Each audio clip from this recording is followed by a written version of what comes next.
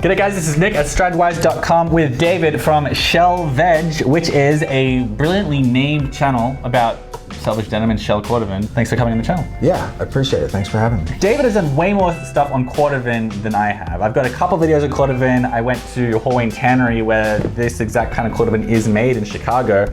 But overall, I'm a bit of a newbie to it.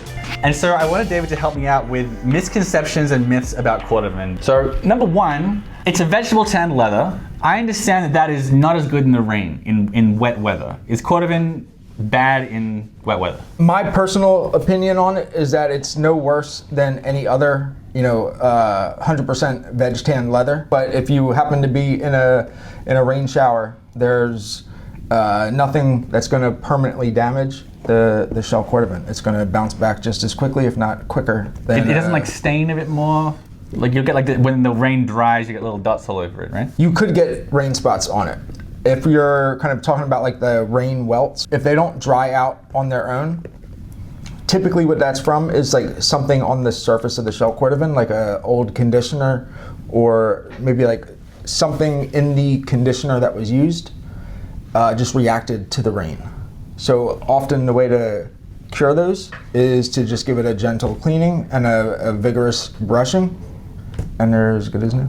Another thing that I've heard about Cordovan is that because it's so expensive and because it's shiny, for formal wear, tuxedos and business professional, Cordovan shoes is the end-all be-all. I would say it's not the best dress shoe leather. I think often people will kind of conflate the high shine that comes inherently with shell Cordovan, as well as the high price tag, and kind of connect the dots and say it's supposed to be the best, from a more objective perspective. I think a fine calfskin is much more elegant and like refined for the top dress leather.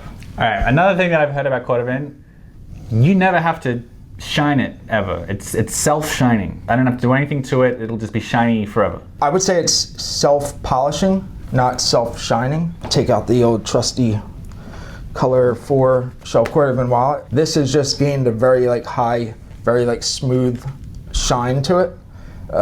And that's simply from the heat and the friction against the jeans, not a product or brushing. I've never brushed or done anything to this wallet. I would say that's self-polishing, because when I think of a shine is something that you are building on top of the leather. Like if you take a high shine wax or a mirror shine wax and are putting that on the toe, and then you're buffing it and putting more on the toe and you're buffing it, that's shining a shoe. Mm-hmm. Whereas polishing is kind of buffing and raising the luster of the leather itself, as opposed to something on top of the leather. So self-shining doesn't mean it'll sit there and it'll just get more shiny on its own. It doesn't mean you can walk around, it'll get more shiny. You still have to brush it, but it'll come up to a shine more easily than other leathers. Right, without any additional product. Got it. Another thing I've heard about Cordovan, it's so strong and so vegetable tan and so horsey, it doesn't stretch. If the way it feels when you put it on, that's how it's gonna feel forever. Yeah, I would completely disagree with that. They wouldn't be able to shape the leather over the last. They have to be able to stretch the Cordovan in order to make the boot or make the shoe. So that in itself is evidence that shell Cordovan can be stretched. It does stretch and it does break in and it does conform to the foot. Yeah. Okay, all right. I've heard Cordovan, it's not even leather. People argue about this. Is that a myth, or is it not leather? That's one that I don't know that we can kind of convince the world of today. But if you are asking my opinion, it's definitely a leather, because it's an animal product that's going through a tanning process, and something that comes out of that tanning process specifically becomes a leather. It doesn't necessarily have to be a skin of the animal, although depending on the tannery, specifically we were talking about Horween, the Horween shell Cordovan does have the skin of the horse still attached to it. But sometimes, shell Cordovan is more commonly described as the membrane near the horse's butt. So when it's just the membrane, there's a slightly stronger argument that it's not leather, even though you would disagree because leather is just an animal bit that's been tanned. Output of the tanning process. It's kind of all down to what is your definition of a leather. which Some dictionaries will say it's skin, others will say animal product. Both will say that it's tanned. right. Got it. All right. So, you know, it's like, is suede a leather? Because suede is actually the underside of the skin. It is. I don't know. I think I just won the argument. Here's another one. If I buy Cordovan shoes, these are secondhand Alden wingtips. These are both Aldens.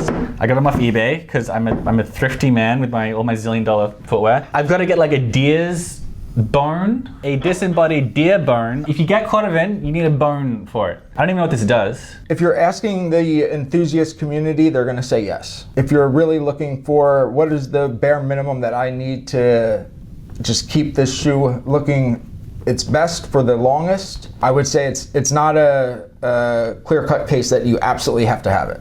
Okay, so it's a bone, and because like the smooth surface and the oils within, maybe it helps you to get out scuffs out of Cordovan and helps to smooth it out a little bit. But it's fine to just brush it and condition it without it. 100%. Okay. All right. Okay. What about this one? It's the strongest leather. That's something I hear about Cordovan. It's just so strong, stronger than anything else. What I would say is like the robustness of the tannage makes it a very resilient leather, but it's not the strongest simply because it has a very like low tensile strength, lower than calfskin. And because of that, like once it kind of gets that first tear, it's going to tear. Is it more likely to get a tear than other leathers? Whatever that mechanism is for like tensile strength, like kind of pulling apart the fiber structure, like whatever could, you know, cause that here. This would fail sooner than calfskin, but like we're still talking about an extremely high tolerance. So like with daily wear? No. Okay. And then the last one, Cordovan, it never creases.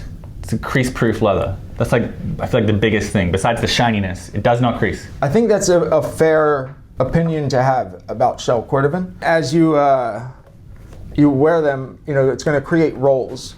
And that is due to the fact that like there's no grain structure in shell Cordovan because it's not the skin of the animal. It does have pores because it's part of like that, you know, skin layer and fiber structure. So there are pores here, there's just no grain. And because you said Horween's has skin on it, did he? On the reverse side. This is the reverse side of shell Cordovan. We got 3 pairs of Cordovan here, no crease.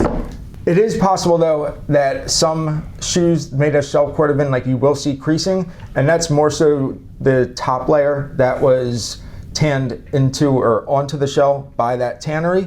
And typically, like, that is the cause of the creasing. It's not the underlying shell that is creasing. All right. Well, that's all the things I wanted to know about Cordovan. That and also just how to take care of it. That's another video that we've done. So I'm going to try and get that up first. So it will be in the description, hopefully, if I've done this properly. And otherwise, make sure you subscribe to Shellvedge, where David is sharing all his gigantic, enormous experience with Cordovan. Put this on to get out of here. Okay, all right. Put those on.